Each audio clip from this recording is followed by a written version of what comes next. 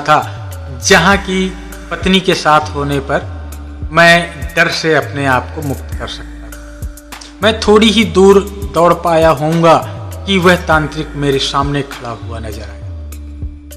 अब मुझे लगा कि अब तो मुझे कोई नहीं बचा सकता, अब तो मेरे प्राण पखेरु निकलने ही वाले हैं।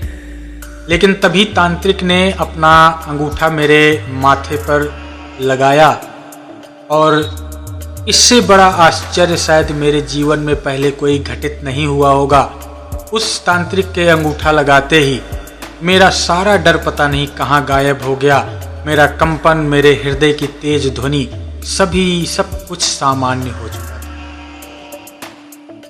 वह तांत्रिक मेरा हाथ पकड़कर उससे जलती हुई चिता के पास लेकर गया। मैंने देखा वह चिता कम हवन कुंड ज़्यादा लग रही थी।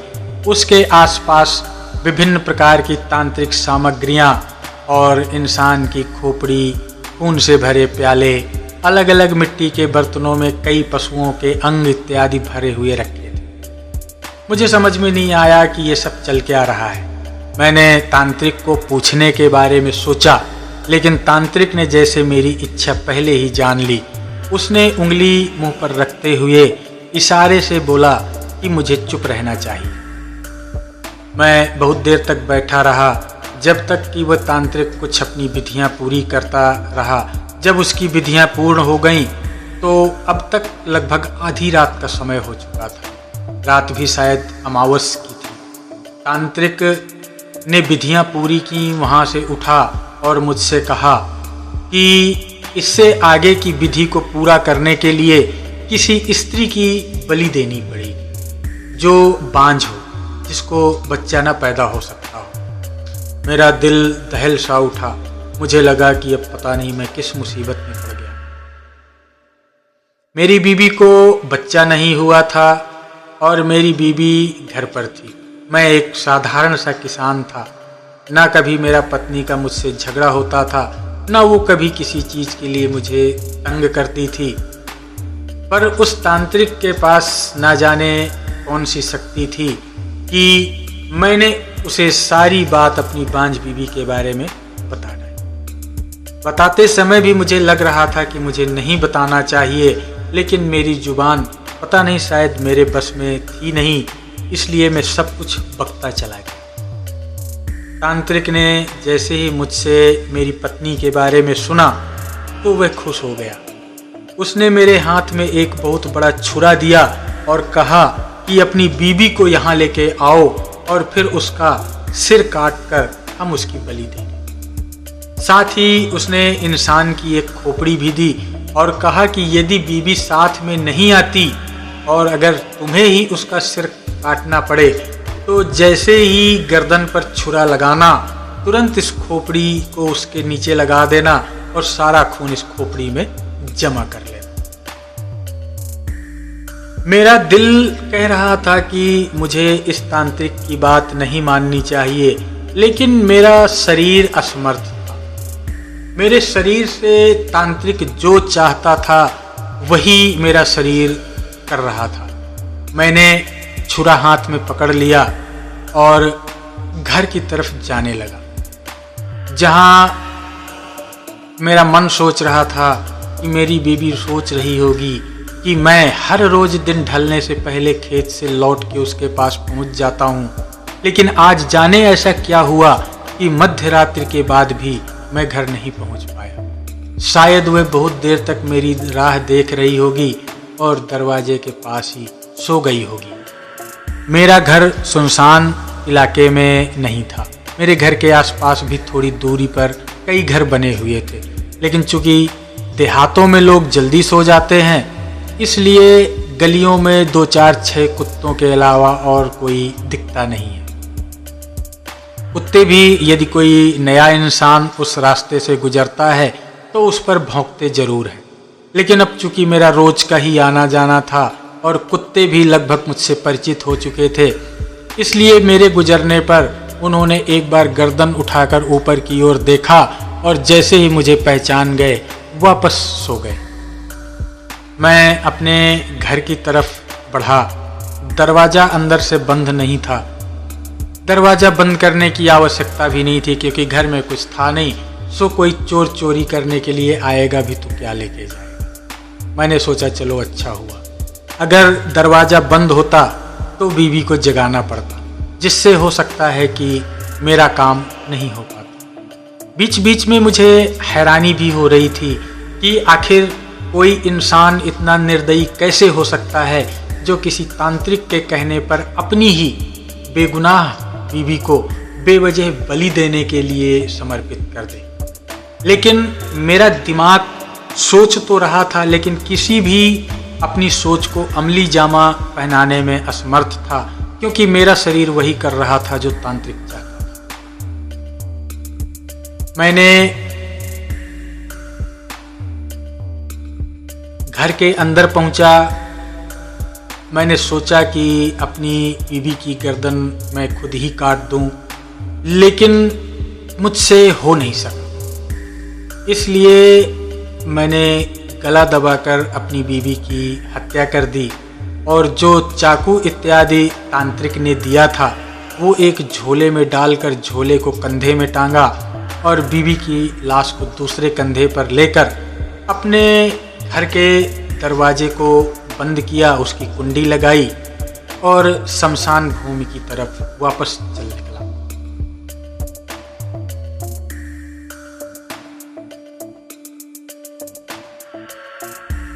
जब मैं शमशान भूमि में पहुंचा तो और अपनी बीवी की लाश को उस हवन कुंड के बगल में रख दिया और तांत्रिक को बोल दिया कि मैं अपनी बीवी को ले आया हूँ, लेकिन मैं उसकी गर्दन नहीं काट सका, इतनी क्षमता मुझ में नहीं थी।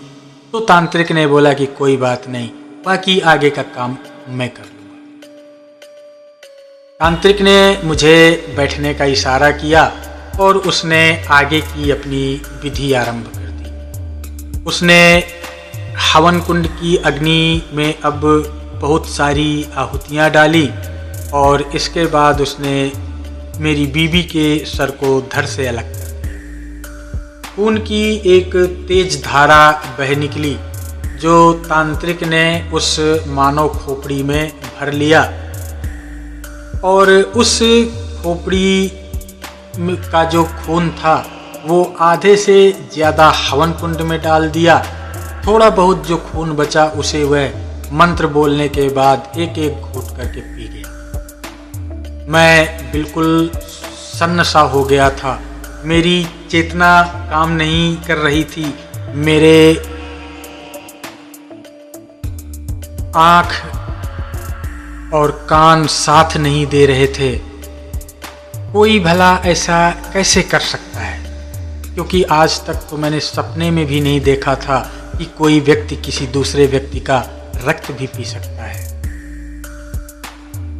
लेकिन ये सब कुछ मेरी नज़रों के सामने घट रहा था, इसलिए अविश्वास करने का कोई प्रश्न ही नहीं था। तांत्रिक ने खून पीने के बाद उसी छुरे से मेरी बीवी के गले से नाभि तक एक चीरा लगाया और उसमें हाथ डालकर दिल, आंतें, गुर्दा आदि सारे अंग निकाल कर अग्नि में डाल दिया। साथ ही भयानक आवाज में मंत्रों का उच्चार भी करता रहा। यह सब लगभग 1 घंटे तक चला और जब मेरी बीवी के कपड़ों के अलावा कुछ और नहीं बचा तो अब शमशान का सन्नाटा महसूस होने लगा।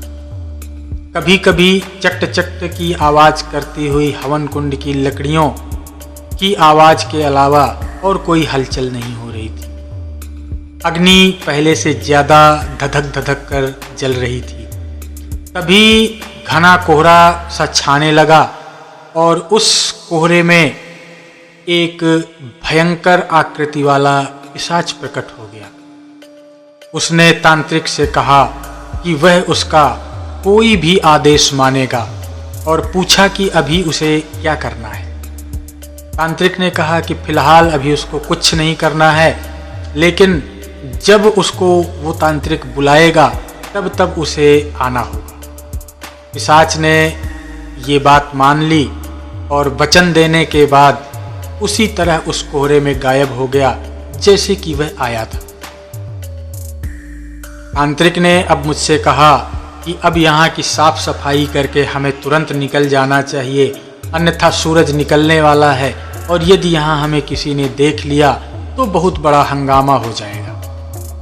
तांत्रिक ने अपना सारा सामान समेटा और मैंने तांत्रिक की आज्ञा के अनुसार वहाँ पर जो भी कपड़े वगैरह मेरी पत्नी के बचे थे वो सारे साफ करके आग में डाले और इस प्रकार से तांत्रिक और मैं दोनों शमशान के पीछे के रास्ते से बाहर निकल गए।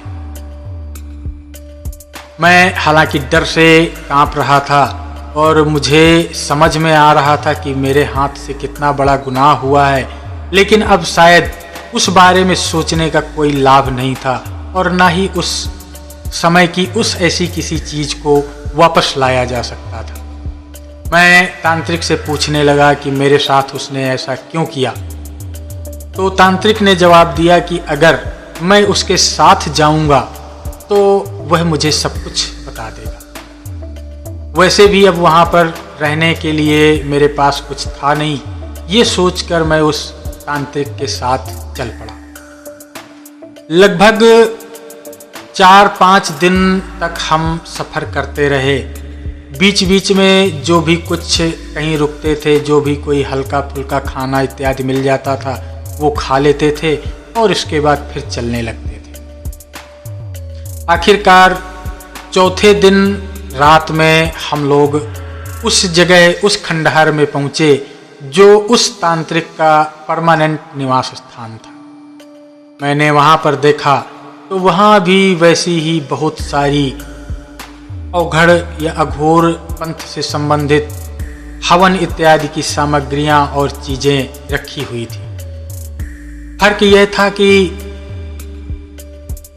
जब शमशान में मैंने वो सारी सामग्रियाँ देखी थी तब मैं उन सब का हिस्सा नहीं था, लेकिन अब न चाहते हुए भी वो सब मेरी जिंदगी का हिस्सा बन चुकी है। ये मेरे भविष्य का हिस्सा भी बनने वाली थी। हम दोनों बहुत थक चुके थे, इसलिए थकान दूर करने के लिए मैं और तांत्रिक हम दोनों सो गए। पता नहीं कितनी देर के बाद हमारी नींद खुली, लेकिन जब नींद खुली तब तक सूरज बिल्कुल बीचों बीच चमक रहा था, अर्थात दोपहर हो चुकी थी। तांत्रिक उठा और उसने मुझे भी जगाया। हम दोनों ने नदी पर जाकर स्नान इत्यादि किया। हम दोनों को बहुत भूख लगी थी, लेकिन खाने का कोई साधन नहीं था। तब तांत्रिक ने जोर से आवाज दी, सुलेमान। 4 दिन बाद अमावस की रात्रि को जिस स्त्री की बलि देकर जिस पिशाच को उस तांत्रिक ने सिद्ध किया था, वही पिशाच अब आगे आकर खड़ा हो गया और पूछने लगा कि उसके लिए क्या आदेश है। तांत्रिक ने उसे कहा कि इस दुनिया का सबसे अच्छा खाना और पीने के लिए सबसे श्रेष्ठ और महंगा पेय पदार्थ जो भी हो वो यहाँ पर उपलब्ध कराया जाए। पिशाच ने चुटकी बजाई और जिन चीज़ों की मांग की गई थी वो सारी चीज़ें सामने आ गईं। यह देखकर मेरी आंखें खुली रह गईं। मैं समझ गया कि क्यों तांत्रिक ने इसे बस में करने के लिए इतनी मुसीबत मोल ली थी। वह कोई भी इच्छा पूर्ण कर सकता था। हम दोनों ने भरपेट खाना खाया और पेय पदार्थों का आनंद लिया। इसके बाद मैंने तांत्रिक को याद दिलाया कि उसने साथ चलने पर सब कुछ बताने का वादा किया था, तो अब उसे अपना वादा पूरा करना चाहिए। तांत्रिक ने भी हामी भर दी और अपनी कहानी मुझे सुनाने लगा। जय माता दी, जय माँ सर्वेश्वरी, जय माँ जगदम्ब। तो नीलावंती ग्रंथ से संबंधित संपूर्ण क्रम में हमने राव साहब से उस तांत्रिक के मध्य हुई वार्तालाप को देखा और सुना। अपने इस दूसरे भाग को मैं यहीं समाप्त करता हूँ और तीसरे भाग में हम आगे की घटना या कथा पर दृष्टिपात करेंगे। और जिससे हमें पता चलेगा कि आखिर नीलावंती ग्रंथ राव साहब को प्राप्त हुआ या फिर उस मांत्रिक को प्राप्त हुआ या किसी को प्राप्त नहीं हुआ।